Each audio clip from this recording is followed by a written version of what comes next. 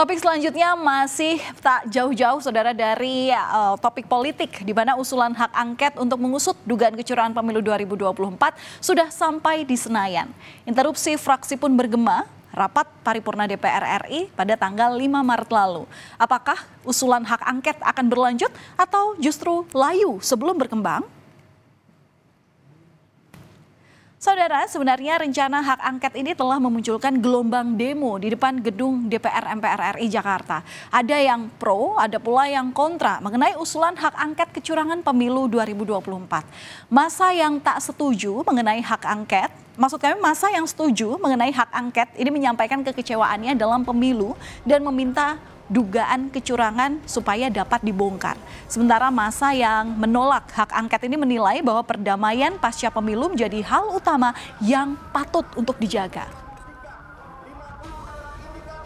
Politisi dari 3 fraksi, PDIP, PKB, dan PKS meminta hak angket tentang kecurangan pemilu 2024, khususnya Pilpres, digulirkan. Usulan hak angket akhirnya disuarakan dalam rapat paripurna DPR RI pada 5 Maret 2024 oleh fraksi PDIP, PKS, dan PKB.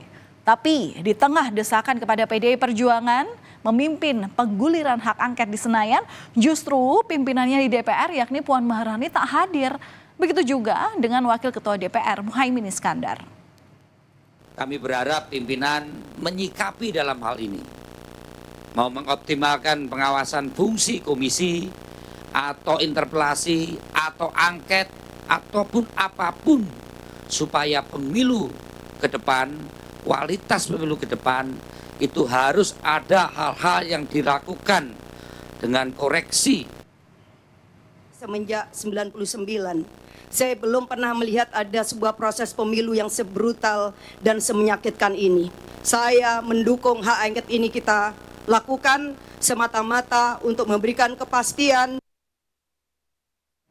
Saudara, di saat satu persatu anggota Dewan menyuarakan usulan hak angket, fraksi Gerindra terang-terangan menolak.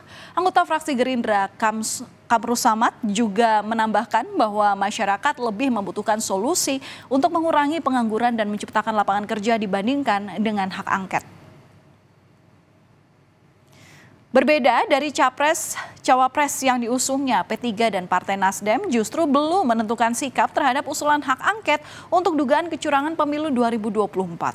Saat ini P3 masih menunggu hasil rekapitulasi pemilu dan akan membicarakannya dalam rapat internal partai. Sementara itu Partai Nasdem pun masih mau fokus pada rekapitulasi suara KPU dan menunggu sikap dari PDI Perjuangan. Sedangkan Presiden Joko Widodo menyerahkan wacana bergulirnya hak angket dugaan kecurangan Pilpres 2024 kepada DPR.